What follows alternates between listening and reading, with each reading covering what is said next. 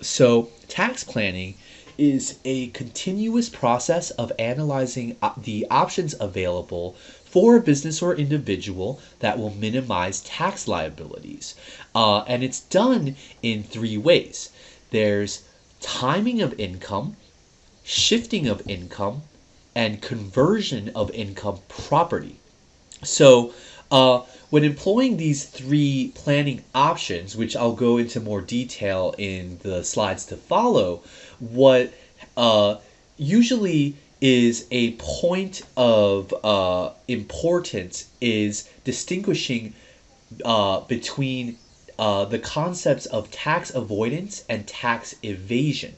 So I'll go into more detail on this critical aspect once I explain the three planning options in more detail. So the timing technique essentially is the determination of whether or not a taxpayer should accelerate, which means or defer the recognition of income or their deductions on a tax return.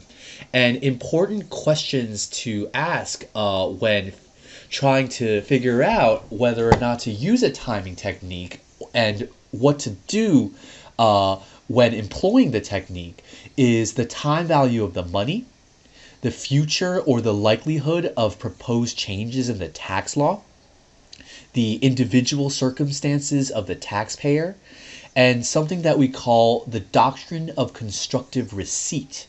So essentially what this means, and you can read the law written in italics here, but the doctrine of constructive receipt is essentially a legal doctrine that says that income that was not ever reduced to a taxpayer's possession is still what we call constructively received by that taxpayer in that taxable year if that income was either credited to the taxpayer's account, set apart for him, or otherwise made available so that if he or she wanted to, they could get that income. Then the law treats that income as being quote unquote constructively received by that taxpayer.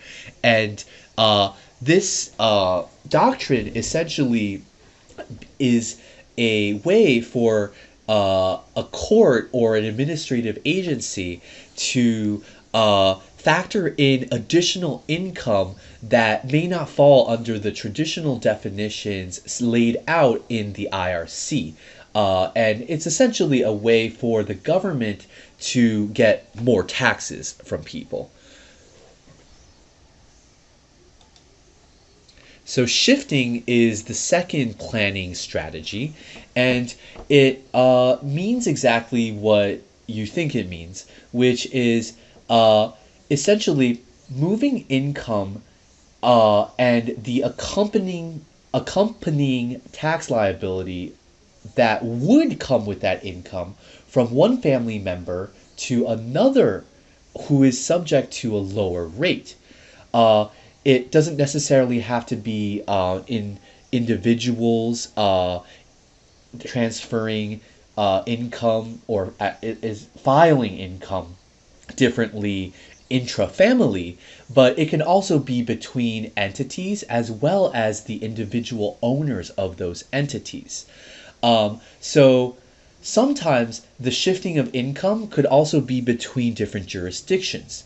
So when a CPA or a financial professional is determining whether shifting of income is a valid plan for their client, then they have to look at what are the income and the assets that are even available to be shifted, what's the best strategy to realize the shift, and who is the recipient of that shift, of the income and asset that is part of that shift. So The third planning strategy is tax conversion. So this is converting income from a less favorable category to a more favorable one. And usually you can see this occurring when essentially the taxpayer converts property that would be taxed at a higher rate to a type of non-taxable property that has a lower tax rate. So examples include employee benefits, so shifting potentially like business income, which would be taxed at one rate. Let's just ballpark and say, 30% of the gross income should be paid in taxes. They can actually convert that income by using it for the business. And this process is called a non-deductible personal expense into a business expense.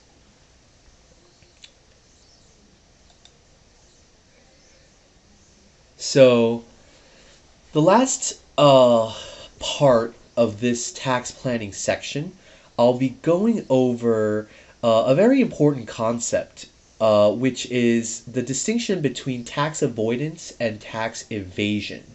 So tax avoidance is good and tax evasion is bad, because tax evasion, if the facts and circumstances surrounding a specific tax reporting situation shifts from one that a court would see as avoidance into a situation where the court would see as evasion, then that could create liabilities and ethical issues for the tax preparer and potentially even the client themselves.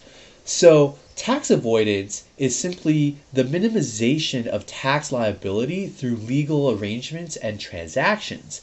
And the avoidance is usually done prior to an incursion of a tax liability. And as you can see here, I included a quote from a 1947 case by Judge Learned Hand that talks about how avoidance of taxes is something that not only is a valid form of citizen participation in our country, but something that probably should be done in order to make sure that the government doesn't take too much taxes in an unfair manner on its population.